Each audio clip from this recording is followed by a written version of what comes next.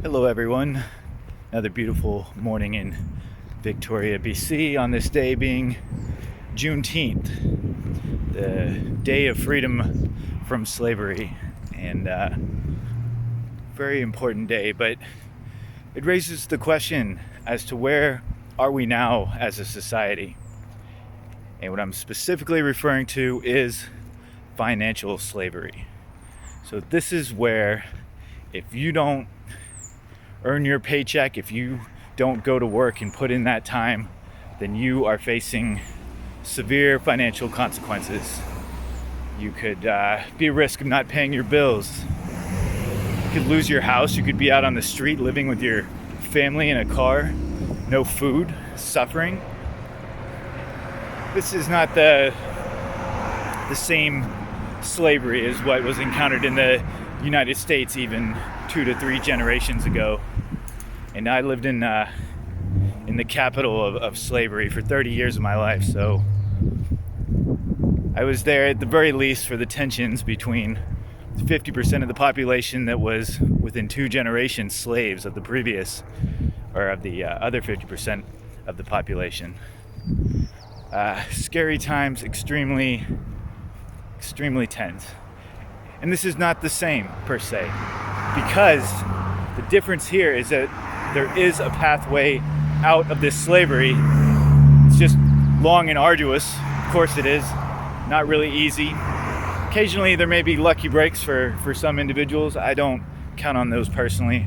I wouldn't recommend anybody counting on those, or even, the people who play the lottery and are just hoping to get that lucky miracle.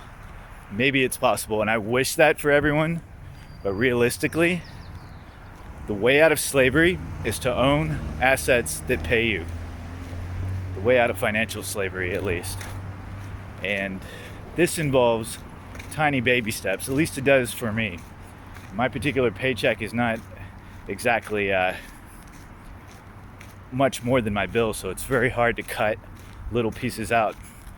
But the way to do this, ultimately, is to pay yourself first. So think about buying these assets as paying yourself. And you do that before you spend any money frivolously, before you even get things like Starbucks coffee, for example. You make sure to pay yourself first, even if it's just a small amount.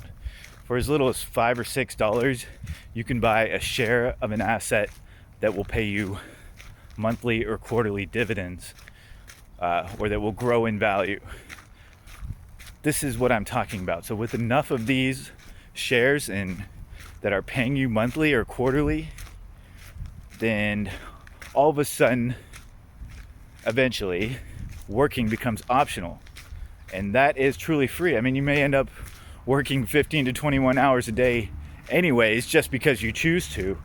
But if you didn't, all your bills would be met. So if you wanted to take a month or 2 vacation, go tour the world, that kind of thing, you would have that capacity. And that is the freedom that I am talking about here on Juneteenth. And so I hope that we're all striving, even if the road for those like me is slower, there's ways to speed it up. And you can see this in many of my other videos, in increasing passive income streams, increasing active income streams. I mean, just really boost the money that comes in, then you have more money to pay yourself first, more money to buy these assets that can get you that much closer to financial freedom. And that's my rant for today. Best of luck to you all here on Juneteenth.